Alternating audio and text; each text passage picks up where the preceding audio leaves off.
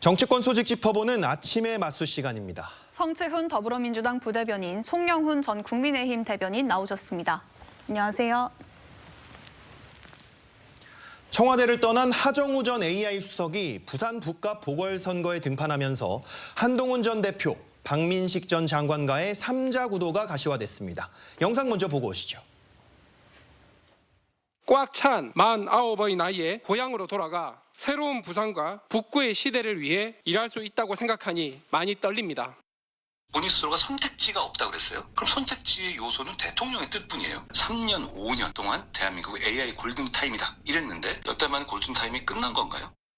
국정을 버린 사람인데 앞으로 2년 지나면 또 북구를 버린 사람이 되지 않으리란 보장이 있겠냐. 하정우 전 수석 본격적으로 선거에 등판하자마자 한동훈 전 대표와 SNS에서 공방을 벌였습니다.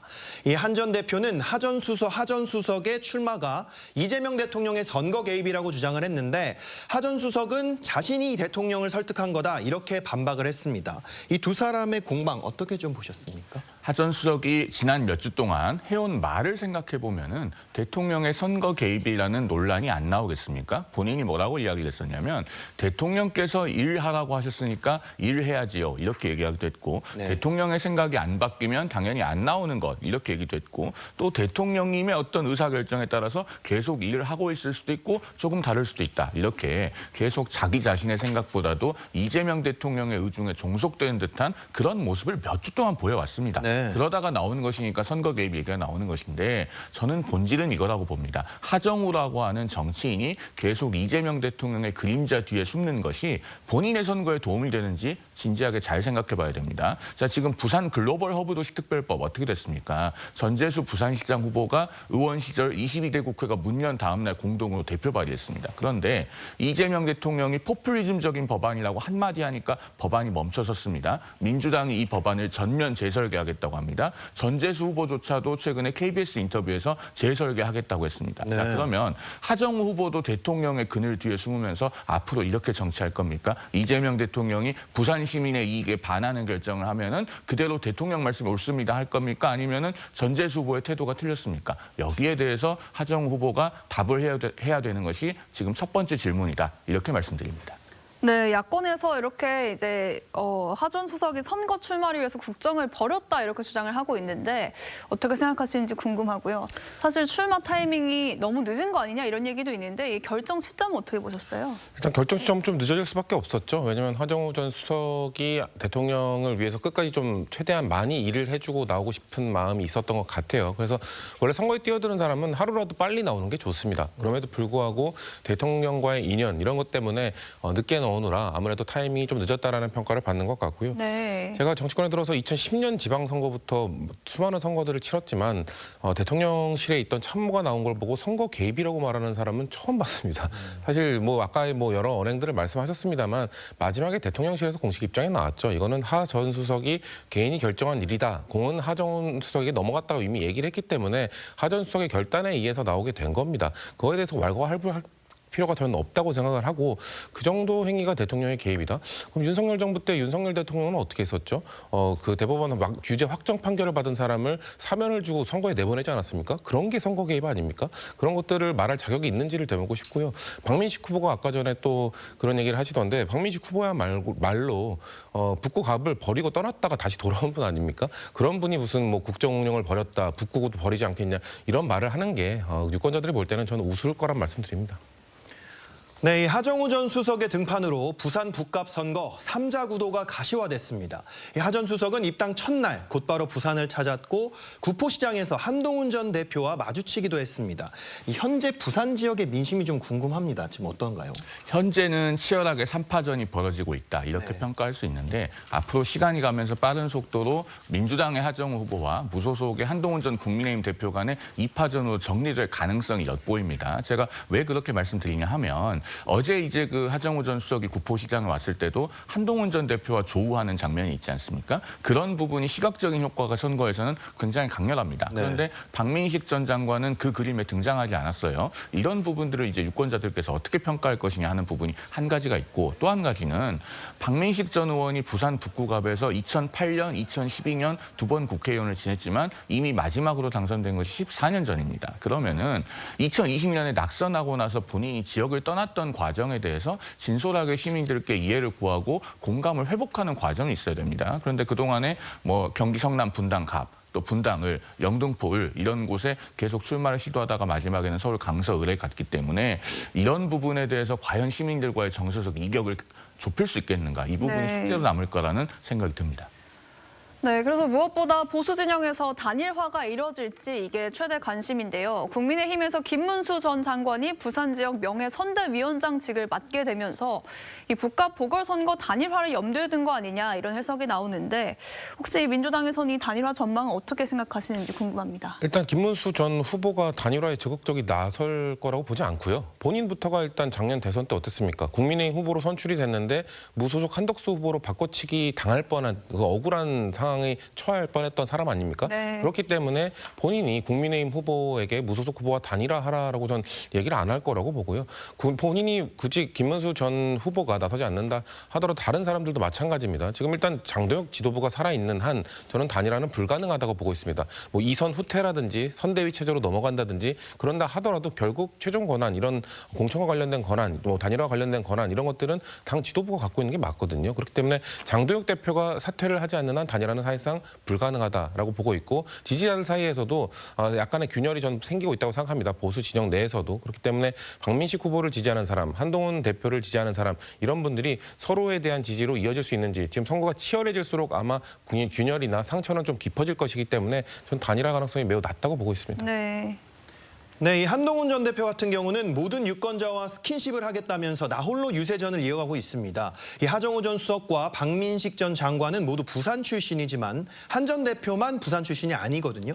이런 지역에 이제 지역 밀착형 행보 이렇게 하고 있는 게 얼마나 효과가 있을 거라고 생각하십니까? 일단 선거에서 연고가 의미가 없지는 않습니다만, 그렇다고 해서 부산 시민들께서 연고만 보고 투표하시는 분들은 아닐 거라고 생각합니다. 이 넓은 바다를 가진 부산 시민들께서 굉장히 마음도 넓으시고 또 뜻도 크시기 때문에 그만큼 부산 지역 발전, 북구 지역 발전에 도움이 되는 후보라면은 지역과 상관없이 그 능력을 높이 사서 투표할 수 있을 거라고 생각합니다. 그리고 스킨십의 경우는 이제 후보가 어떻게 하느냐 나름인데, 어제 하정우 전 수석 같은 경우는 구포시장에 처음 와서 상당히 큰 실수를 보였죠. 네. 지역 상인들과 악수를 하고 나서 연신 이렇게 손을 비벼서 터는 장면이 카메라에 포착이 됐습니다. 지금 인터넷에서 굉장히 큰 화제가 되고 있는데, 기자실에 들러서 기자들에게 작별 인사를 할 때는 그렇게 악수를 하고 손을 터는 장면이 없더라고요. 그러면은 도대체 그 부산 구포시장의 상인들을 어떻게 생각하면 이런 행동이 나올 수 있는가라고 하는 물음표가 그려집니다. 반면에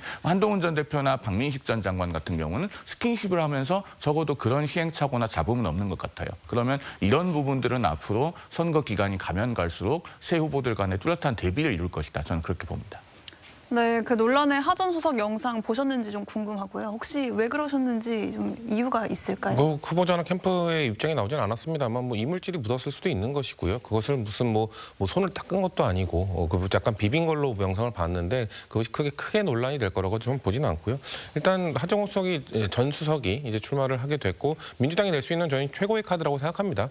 왜냐하면은 그 사실 북구갑이라는 지역이 전재수 전 의원이 됐죠. 전 의원과 박민식 전 의원이 두 분이서 4번 거의 20년 가까이 두 분이서만 붙었던 곳이기 때문에 민주당에서도 거기에 대한 대안 카드, 플랜 B 이런 것들을 준비하기가 시간이 상당히 부족했죠. 그렇기 때문에 하정우 전 수석 정도의 인지도, 물론 대통령 그 정치권에 들어오고 국정 운영에 참여한 지는 얼마 되진 않았습니다만 단기간에 상당히 많은 인지도를 쌓아 올렸기 때문에 민주당이 낼 수 있는 최대 카드, 하정우 전 수석의 카드를 통해서 북구갑 사람들의 민심을 얻기 위해 노력할 것이라는 말씀드리겠습니다. 네. 네, 다음 소식 짚어보겠습니다. 6.3 국회의원 재보궐선거의 최대 격전지 중 하나로 꼽히는 경기 평택을에서 민주당의 김용남 후보와 조국혁신당 조국 후보의 신경전이 본격화되고 있습니다. 두 후보 목소리 듣고 오시죠. 이른바 조국 사태 때 조국 사모펀드와 관련해서 제가 이런저런 사실을 국민들께 알려드렸습니다만 틀린 내용은 지금까지 봐도 하나도 없습니다. 만약에 제가 뭐 주식 작전 세력의 최정점이라거나 권력형 비리였다거나 이렇게 말씀하신다면 저는 자신의 명예를 지키기 위해서라도 반격을 할 것이다. 네, 조국 대표 조금 전 보신 것처럼 허위 사실을 다시 꺼내면 반격하겠다 이렇게 이야기를 했고 김용남 전 의원 같은 경우는 틀린 내용은 하나도 없다 이렇게 또 반박을 했습니다. 앞으로 선거운동 과정에서 두 후보가 부딪힐 것 같은데 그러다 보면 조국 대표의 의혹이 또 불거질 가능성 있겠습니까? 그렇게 되면 조국 대표에게 불리한 전국이 펼쳐지겠죠. 그렇기 때문에 사실 이 이슈가 뭐 김용남 전 의원이 출마를 하게 되면서 본인이 꺼낸 게 아닙니다. 조국혁신당에서 뭐 신장식 의원이라든지 이런 분들이 김용남 전 의원 과거에 발언했던 거 반성문 제출하십시오라고 하면서 비판을 하면서 이게 불거진 거거든요. 네. 지금 이 진실 공방, 팩트 체크를 하나하나 하면서 그래서 김용남 전 의원이 발한 것이 팩트에 부합하느냐 아니면 틀렸느냐 이거를 따지는 게 누구에게 도움이 될까요? 만약에 그렇게 해서 팩트가 틀렸다라고 한들 그럼 김용남 전 의원이 과거에 그 발언이 잘못됐던 것 같다라고 얘기를 한들 조국 대표에게 도움이 될까요? 오히려 과거와 관련된 본인과 관련된 의혹들을 더 키울 수밖에 없게 되고 물론 그 사모펀드와 관련된 거는 무죄를 받았습니다. 그렇습니다만 가족들이 결국 뭐 친척 조카라고 했나요? 조카는 그 유죄를 받았고 정경 사모도 결국 그 일부 유죄를 받았기 때문에 그런 부분들이 다시 불거지고 이렇게 뉴스에서 다르게 되고 하는 것들이 후보에게 전혀 도움이 안 될 텐데 굳이 이 이슈를 꺼낸 이유는 솔직히 저는 이해하기 어렵습니다. 네, 조국 대표 평택시를 평택군이라고 쓰고 또 지역구가 아닌 곳에 현수막을 단 것 등으로부터 처음부터 구설수에 좀 오르고 있습니다. 본인도 평택 초보라면서 많이 배우겠다고 했는데 이게 이제 지역에 원주민이 많은지 아니면 새로 이주한 분들이 많은지에 따라서 조금 이제 표심이 갈린다고 하던데 이 지역 특성은 어떻게 보고 계세요? 일단 그 지역 특성 이전에 지금 조국 대표가 평택 을 지역에 접근하는 태도가 저는 진지하지 않다고 생각합니다. 왜냐하면은 앞서도 제가 시민들께 그래서 연고만 보고 투표하는 것은 아니라고 말씀드렸지만 적어도 그것은 그 후보가 해당 지역을 진지하게 배우고 학습하려는 태도가 전제될 때의 이야기입니다. 그런데 조국 대표는 뭐 평택시를 평택군으로 표기하는 것은 해프닝이라고 치더라도 평택에 KTX가 안 섭니다. 평택 지제역에 SRT가 섭니다마는 그건 또 지역구상으로는 평택갑이죠. 그리고 평택을 지역에는 아예 KTX 선로가 지나지 않아요. 네. 그래서 그 전부터 평택시의 경기 평택 남부역을 KTX역으로 신설해야 된다는 이야기가 나오는 겁니다. 적어도 이 지역에 출마하려면은 그 정도는 학습하고 와야 되는 것 아니겠습니까? 그러니까 도대체 평택에 왜 왔느냐라고 하는 공격을 연일 받고 있는 겁니다. 그리고 이 지역의 중요한 특성 중에 하나가 국민의힘 후보로 확정된 유이동 전 의원을 뽑아본 분들이 많다는 거예요. 네. 2014년 보궐선거 그리고 2016년 20년 총선에 유이동 후보가 내리 3선을 한 곳 아니겠습니까? 그리고 2024년에는 유이동 전 의원이 평택을에서 다시 출마한 것이 아니고 분구된 평택병에 가서 출마를 했습니다. 그리고 다시 평택을로 돌아오는 것이기 때문에 많은 유권자들이 기억하고 있다는 것이 이 지역의 중요한 특성으로 작용할 것이다. 저는 그렇게 봅니다. 네, 이 말씀하신 대로 국민의힘 유이동 후보가 평택에서 3선을 지낸 데다 지역에서 상당한 기반을 구축하고 있다는 평가를 받는 만큼 이 단일화 없이는 여권의 승리를 장담할 수 없다 이런 관측이 나오고 있습니다. 이 민주당과 혁신당 단일화 논의에는 선을 긋고 있고 이 두 후보 간의 신경전도 조금 있는 상황인데 그 진보당 같은 경우는 일찌감치 지금 단일화 요구를 하고 있거든요. 이 지역의 어떤 여론조사를 봤을 때도 크게 차이들이 많이 나지 않는 모양새인데 이 범여권의 단일화 가능성 얼마나 보십니까? 저는 아직 불씨는 남아있다고 보고요. 왜냐하면 일단 또 보수 진영에 황교안 후보가 또 있어요. 네. 자유와 혁신 황교안 후보가 있기 때문에 황교안 후보가 여론조사 지지율이 얼마만큼 나타나느냐, 유지가 될 것이냐 이것도 상당히 중요할 것 같고요. 이제 어떻게 보면 김영남 후보가 이제 등록을 하고 뛰기 시작하는 것이기 때문에 이제 나오는 여론조사나 앞으로 나올 지지율들이 진보 진영 범여권에 대한 단일화 압박이나 이런 걸로 작용할 수 있을 겁니다. 그냥 가더라도 그냥 오자구도로 가더라도 진보 진영 후보가 승리할 수 있다. 이러면은 그냥 각자 승리를 위해 뛰겠죠. 하지만 단일화 없이는 이렇게 되면은 뭐 유이동 후보가 됐든 황교안 후보가 됐든 보수 진영에 한석을 내줄 수 있다. 그렇게 되면은 사실 저희 당이 굳이 단일화를 계속 얘기하지 않더라도 조국 대표가 출마를 하면서 얘기했던 게 이번 총선의 목표는 국힘 제로다라고 하지 않았습니까? 네. 그런 목표를 달성하기 위해서라도 단일화의 불씨는 살아있다. 전 그렇기 때문에 조국 혁신당이나 민주당이나 서로에 대한 공격은 나중에 혹시 있을 수 있는 단일화를 위해서 조금 지양하고 자제해야 된다고 생각합니다. 네, 국민의힘 유이동 후보 역시 황교안 후보와의 단일화 아직 생각해 본 적이 없다면서 결국 보수표는 본인에게 결집될 거라고 단일화에 선을 그었는데요. 보수 진영에서는 이 단일화 가능성 어떻게 보고 계십니까? 만약에 보수 진영에서 단일화가 된다면 저는 지난 대선 때처럼 황교안 후보가 자진 사퇴하는 형태의 단일화 외에는 생각하기 어렵다고 봅니다. 네. 왜냐하면은 유이동 전 의원으로서는 황교안 후보와 어떤 뭐 여론조사 경선 등에 의한 단일화를 할 경우에 가장 오른쪽에 있는 표는 일부 얻을 수 있을지 모르겠지만 그만큼 중도표가 이탈하는 것도 생각을 해야 됩니다. 네. 그런 현실적인 문제가 있고 또 한 가지는 범여권에서 저는 단일화가 되기가 매우 어려울 것으로 봅니다. 왜냐하면 후보 단일화라고 하는 것은 내가 단일화에서 패했을 때는 이긴 사람 손을 잡고 같이 선거운동 다닐 각오를 해야 됩니다.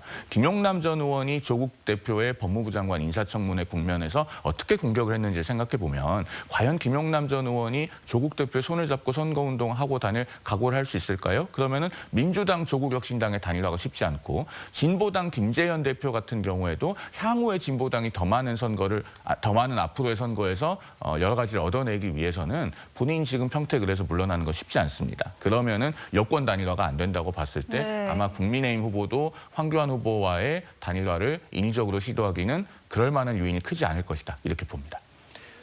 네, 두 분 말씀은 여기까지 듣겠습니다. 감사합니다. 감사합니다.